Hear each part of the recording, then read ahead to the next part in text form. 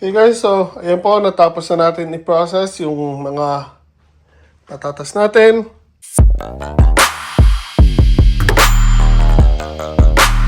Okay guys, para sa mga baguhan dyan or mga nagbabalak na magtanim ng patatas, ganito po mag-process ng patatas bago nyo siya itanim sa inyong garden. Again, ito po yung patatas. Meron po dyan mga nasibol, yan. Yan po yung mga lalabas na halaman sa mismong patatas, guys. Ito po yung tinatrima. So, ang pagpaprocess po ng patatas ay, una, titingnan nyo kung alin yung mga sumisibol or saan may mga sumisibol. Then, ikakat nyo siya. So, ito ikakat natin sa kalahati. So, mula sa isang patatas, nagkaroon na tayo ng dalawa. So, again, dito may nasibol. Dito, doon meron din sisibol. And sa side naman na to, yun, at ayun. So, pwede ko na siyang hayaan ng ganito as is, 2 piraso. Mula isang patatas, naging 2. Or pwede ko pa rin hatiin ito hanggang sa 4 kung gusto ko talagang padamihin. So, sa side na to, dahil may sisibol dito, meron naman nasibol dito, ikakat ko siya dito sa gitna, so magiging 2 piraso na to. And same thing here, dito may sumisibol, meron din sumisibol dito, atin ko lang siya sa pagitan. Pero to gagawin ko na lang dito, gagawin ko na lang 2. Hindi ko na siya gagawin 4 or hindi ko na siya aapatin pa. So, next one. Ito, split ko lang sa gitna. Yan. Ganyan lang kasimple guys mag-process ng patatas.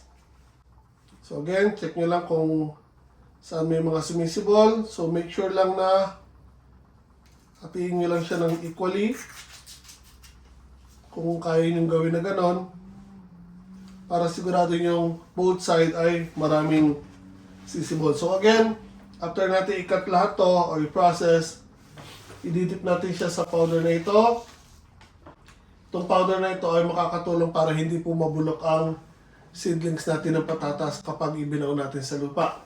So kung wala kayo ng powder na ito, pwede rin kayong gumamit ng abo sa pinagsigaan. Pwede po yun.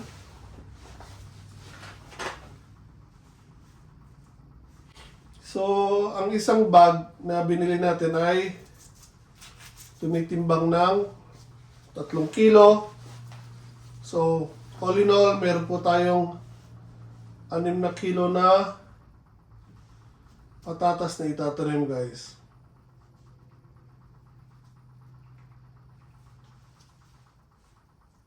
Okay, so ito pinag-iisipan ko lang maigi dahil itong part lang na to ang marami. Dito, wala pa kasi yung sumisibol. Kailangan ko lang kasi siyang masigurado na may, pareho silang mayroong sibol para mas madali silang mag-survive. May chance pa rin kasi guys na hindi siya magtutuloy. Okay, so ilabas nga natin lang para mas madali.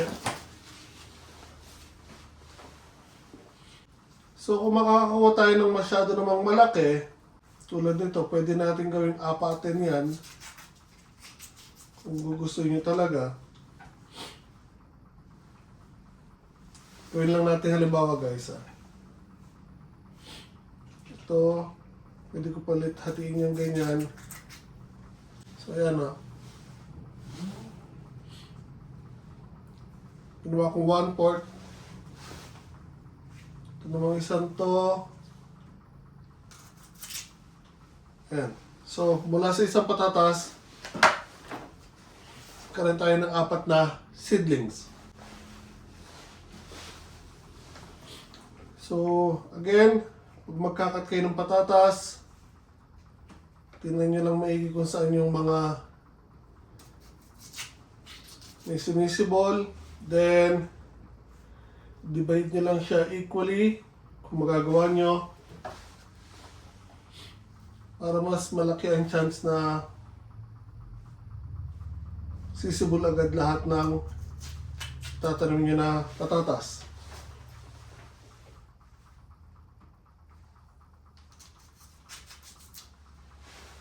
So dito sa Japan, marami nga palang variety ng patatas, guys.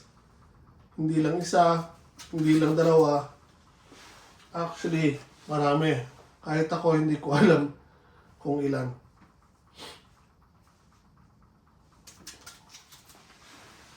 So, just to give you an idea, guys, kung gaano karami ang variety ng patatas dito sa Japan. Ito, lalagay ko. So, ganyan pong karami ang variety ng patatas dito sa Japan, guys. Ito hindi ko nahatiin dahil masyadong maliit. Hayaan ko rin siya as is. So, ang most common na alam natin na patatas is yung white o yung dilawang laman. Ito medyo dilawang laman ito. Pero meron actually talagang puting-puti yung loob niya. Then, meron tayong tinatawag na yung, tulad ito na red moon. Pula ang balat, pero medyo dilaw yung loob. Meron naman puti din ang loob, pero pula ang balat. Pero ito yung isang klase ng malalaking patatas na kulay pula ang balat. Merong isa na hindi ganong kalakihan na red potato.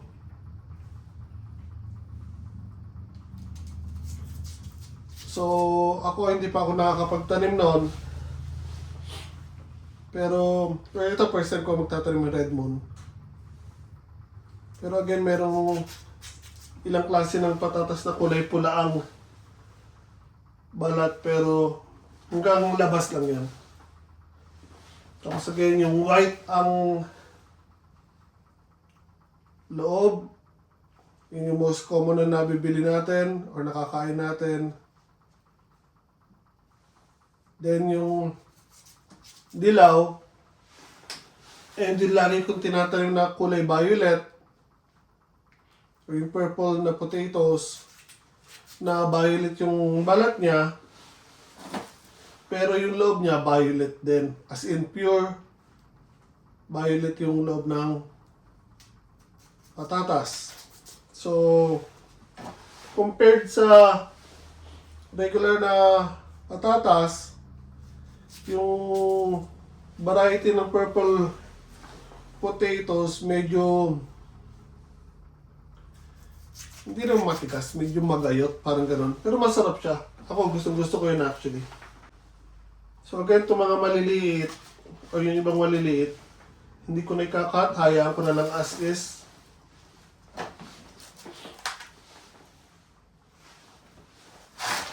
Masyado kasing maliit.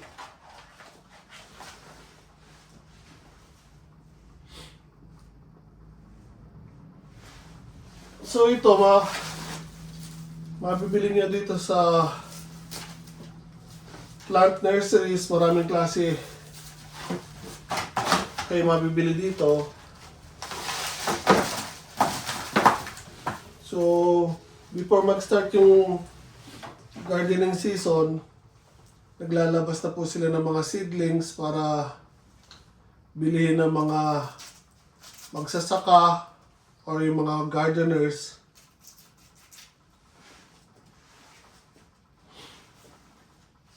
So, mamimili na lang kayo ng variety na gusto nyo.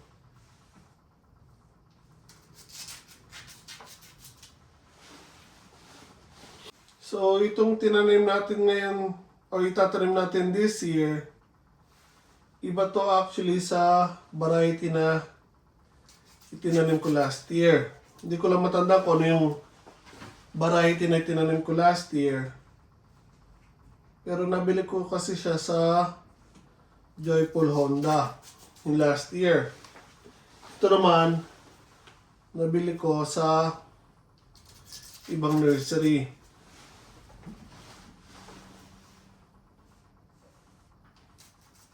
So, mostly itong itatanim natin patatas ay pang sarili lang guys. Hindi ito actually pang benta dahil malakas din kasi tayong gumamit ng patatas. So, kung meron maghahanap sa atin kapag nakapag-harvest tayo nito, pwede pa rin naman natin ibenta yung iba.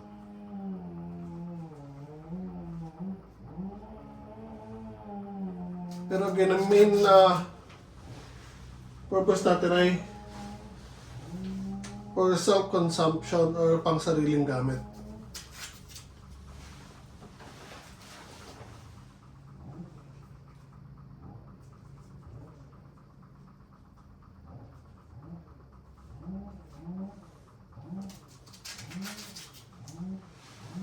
So, ang patatas, kapag naitabi nyo actually ng maayos guys, ay tatagal hanggang 1 taon. Basta again, iwasan yung ilagay sila sa direct sunlight or sa masyadong madilim na at masyadong malamig. Yung maliwanag lang siya pero hindi siya direkta na sisikatan ng araw at hindi nagmo-moist or damp, yung parang namamasa-masa ang hangin para hindi sila mabulok. Kapag nagawa niyo yon, yung patatas nyo ay tatagal ng 1 taon hanggang 1 taon mahigit. Ganun din ang kamote. So, yung mga tinanim ko actually guys na patatas last year, pati kamote, hanggang ngayon, meron pa rin ako. Pero bumili pa rin ako ng pantanim natin na patatas dahil gusto kong mag-try ng ibang seedlings. So again, itong mga maliliit, hindi ko na sila hatiin.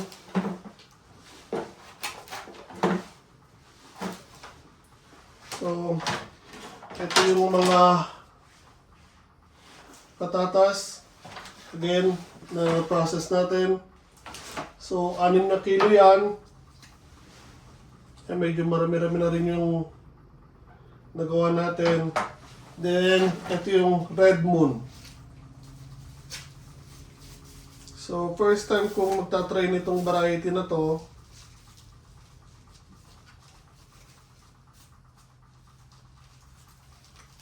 So, compared sa ibang red potatoes na nakikita ko, or usually nakikita ko, sa itsura pa lang guys, ibang-iba na po ito.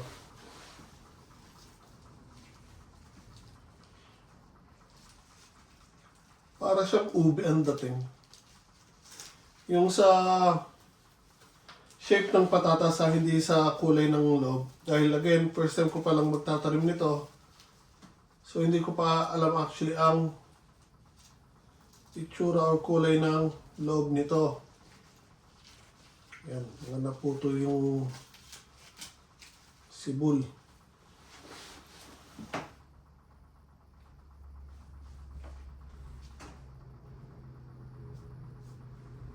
So ito, dito pala dahil medyo nabasa, makikita na agad na kulay-pula yung balat.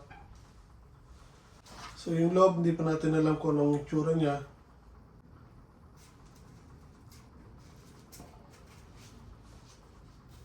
So dilaw. Dilaw yung laman niya. Pero compare dito sa Dansha ko, mas madilaw tong loob ng Red Moon. Okay, so itong Red Moon dito natin nilalagay para hindi natin mapagsama sa garden bed. So ilang piraso lang to yung Red Moon natin. Sa isang bagay, 3 piraso lang ang laman.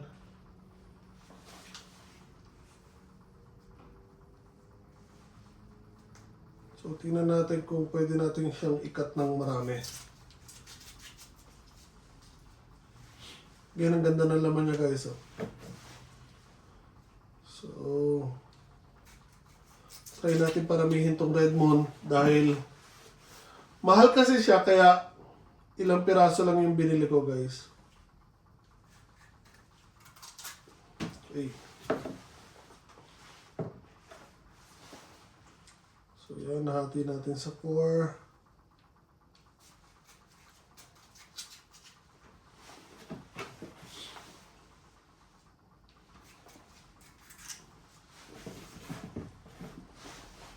Yan, may error na tayong 8 pieces.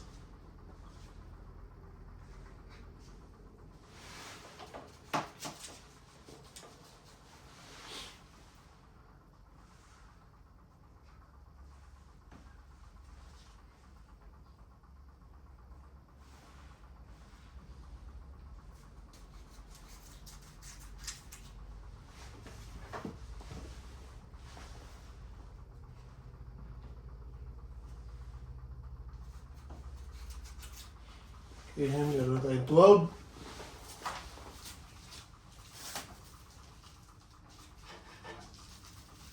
So, again, hindi ko alam kung gaano kalaki-lalaki itong mga patatas na Red Moon o yung variety na Red Moon.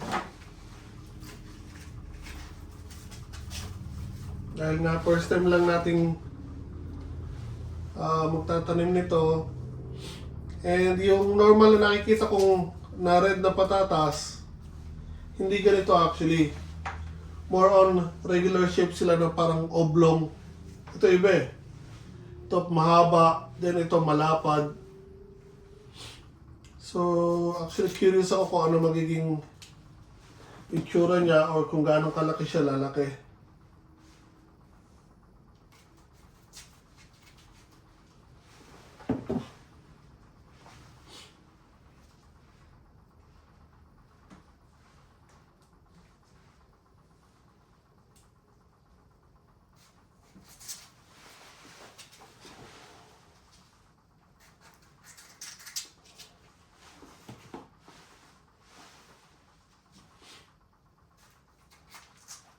So again, hanggat maaari, bawat cut na gawin nyo ay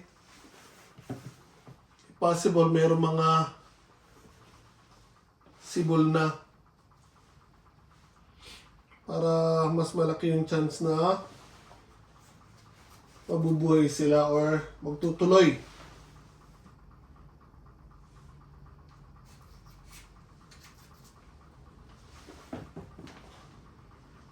So itong isang to, cut lang natin ng 3 piraso.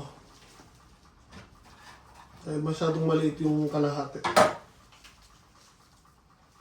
So ito yung pinakahuling balot ng or bag ng Red Moon.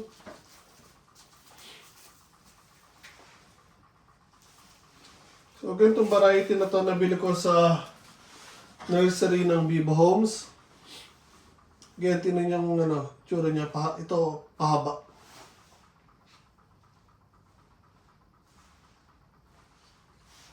Ganyan, ito yung variety ng Red Moon. Ganda ng logo, dilaw.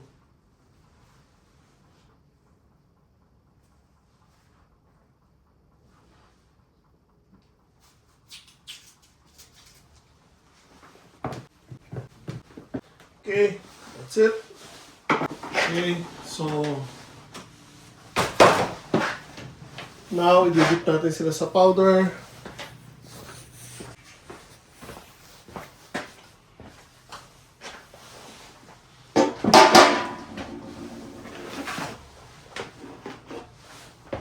So unahin natin tong variety ng Red Moon guys.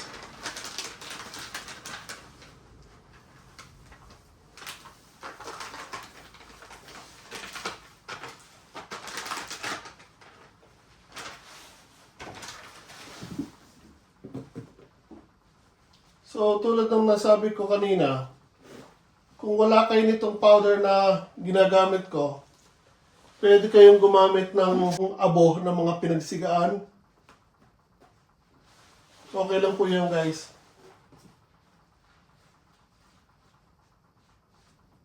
So ito, pag ginawa niyo yun,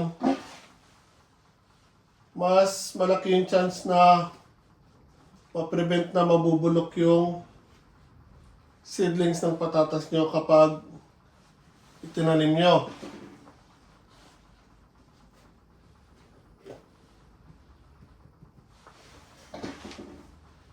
So ito actually, ginamit ko pa to last year. Ito yung sobra sa nabili ko ng 1 taon. Kung gusto kong gumamit ng abo, ay marami rin tayo dyan guys. Dahil kung matatandaan nyo, last year, nung umpisa pa lang natin nakuha tong property na to, ay marami tayong sinigaan dyan. So, marami tayo actually abo na magagamit. Pero dahil meron pa tayo nito, yung natira last year, ito na lang muna yung gamitin natin.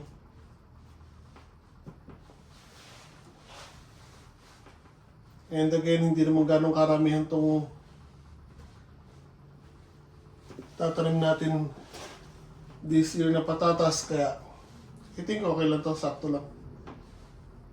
So pag kinulang, gagamit ako ng abo.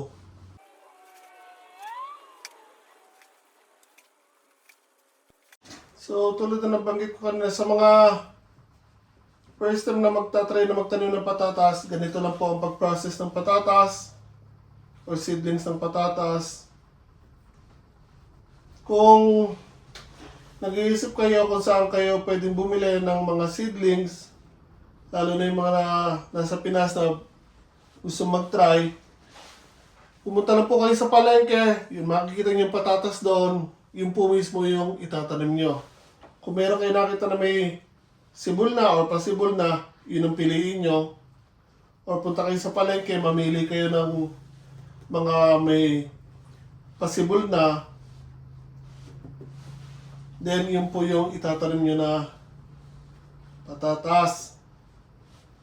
So, kapag nagtanim naman guys ng patatas, saktong 3 months mula sa pagkakatanim nila ang harvest ng patatas. And pinaka-importante kailangan yung tandaan bago magtanim ng patatas, yung season ng pagtatanim ng patatas guys, dapat itataon nyo na yung pangsaktong 3rd month or last month niya ay bago mag-tag-ulan. As much as possible, bago mag-start yung rainy season, ay ma-harvest nyo na ang mga tanim nyong patatas. Bakit? Kasi kapag nag-mature na sila yung patatas sa ilalim ng lupa, tapos nabasa, syempre umulan, di ba? Babasa yung lupa, syempre mababasa din yung patatas sa loob. So, mas malaki yung chance na sisibulan agad sila or mabubulok yung patatas nyo. Kaya again, kung magtatanim kayo 3 months bago mag-rainy season, kayo mag-start na magtanim ng patatas. And mula pagkakatanim, saktong 3 months ang harvest ng patatas. Paano kung, halimbawa, nakalimutan nyo kung gaano katagal niya na sila nakatanim, di ba? Hindi nyo natandaan kung anong araw, anong month kayo nagtanim. Halimbawa lang. Isa pang palatandaan, yung pinakahalaman niya o yung bush niya. Once na mag-start na unang palatandaan, namumulaklak. Pag namulaklak yan, malapit na yun. Then, mag-i-start na manilaw yung ilalim na dahon nila, o yung pinaka lower part, maninilaw na yon. Kapag nag-start na rin na matuyo yon, yun ang good indication na ready na kayong mag-harvest ng patatas.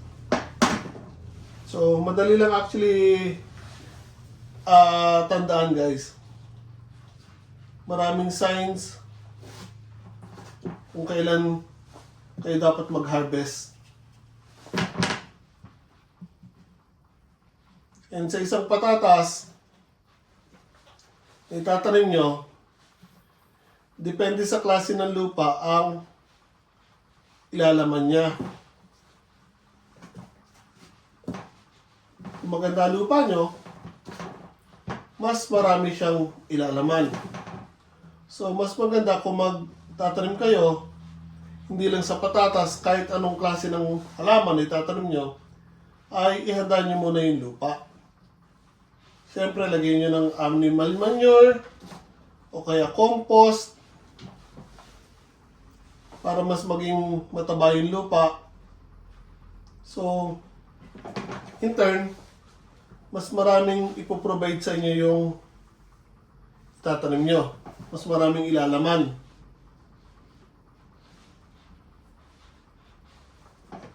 So last year, kung napanood nyo yung starting ng video ko na kung ano-ano yung nilagay ko dito sa lupa sa garden natin, this year, mas marami yung inilagay ko. Dahil last year, test lang or trial pa lang yung ginawa natin. Although maraming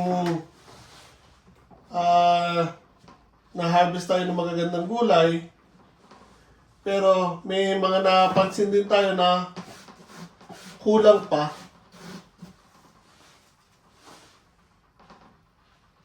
May certain na mga tinanim tayo na kulang yung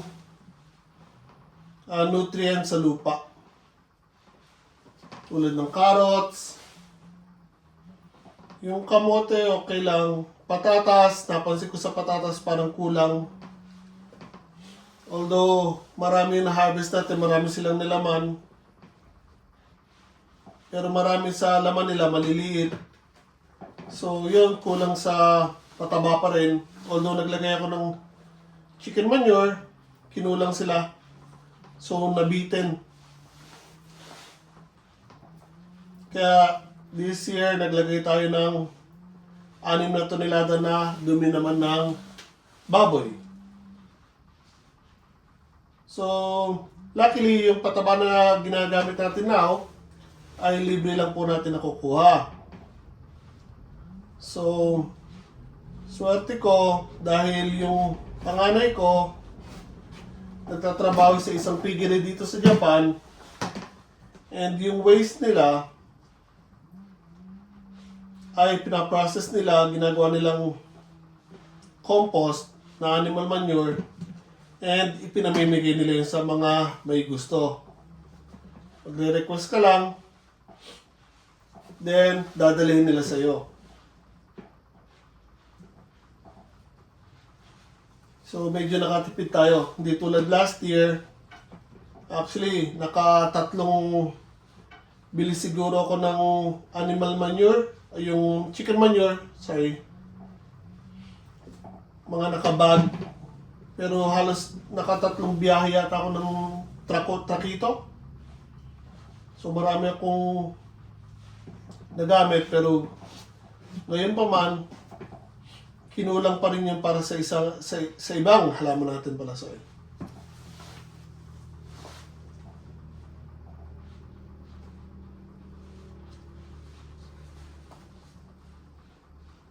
So napansin ko lang yung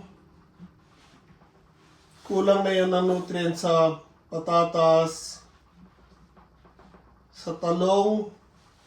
Although magaganda yung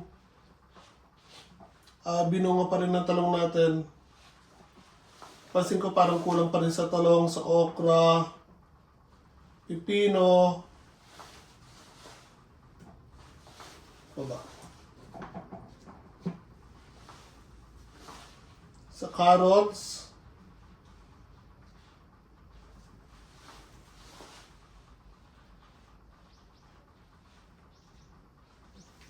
sa sitaw. Sitaw okay lang, I think. Ang naging main problem ko sa sitaw last year is yung tubig. Hindi ko agad sila nadidiligan. Kaya yung mga bunga ng sitaw ko, nadadry agad. So yun na naging main problem ko sa sitaw last year.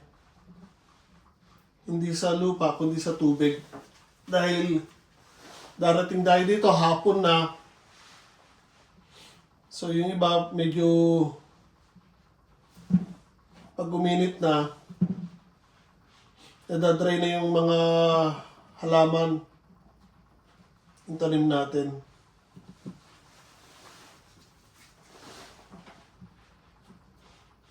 Yung sili ko naman, maganda yung binunga ng sili ko kahit ilang piraso lang yung anim na sili na pangsigang. Pero grabe binunga nun, guys. Hitik na hitik, halos na nababali na nga yung mga branches niya. Pero yung mga bell peppers ko, karamihan sa kanila hindi masyado naglakihan. Pero ang daming binunga. Kaya lang nabitin sila, hindi sila masyado naglakihan. I think yan dahil din sa lupa yon. So again, tong property na to, bago namin nakuha ay matagal pong or abandonado na rin ng ilang years. Hanggang sa ibinenta na lang nung anak, yung tagapagmana. Nung nakuha natin to, ang daming bato. Matigas na yung lupa. Pero after natin mabungkal o nalinis yung mga bato, kitang-kita naman na sa ilalim, maganda pa rin yung klase ng lupa. So, konting alaga lang, additional na nutrients lang actually ang kinakailangan niya.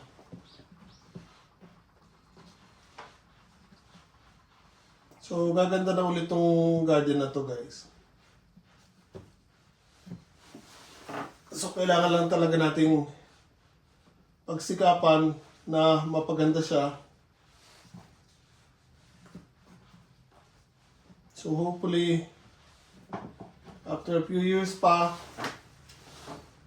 ay mas maging maganda na ang lupa dito sa property na to. And kahit anong itanim natin ay magiging maganda ang resulta. Dahil as of now, tulad na nasabi ko, may mga certain na gulay na parang hindi siya okay pa na itanim dito. Although mabubuhay, pero hindi niya kaya mag-produce pa ng ganong karami na laman or bunga.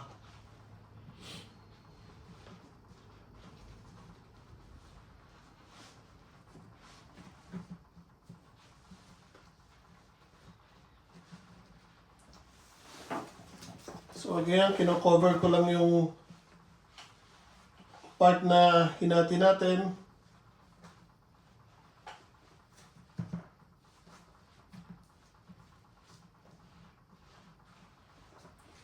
Hindi sa pang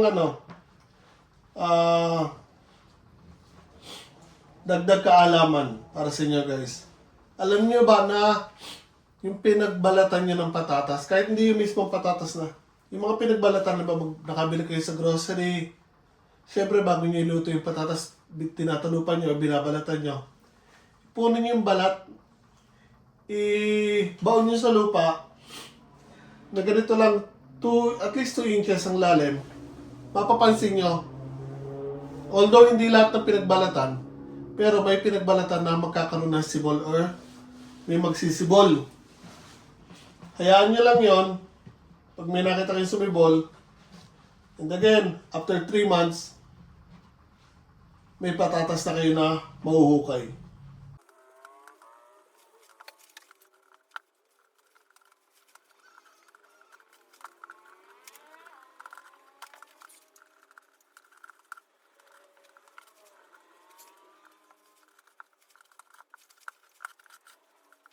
Okay guys, so ayan po, natapos na natin i-process yung mga patatas natin. Naikat na po natin at naidip na po natin sa powder. So again, ito yung variety ng Danshaku. At ito naman yung Red Moon.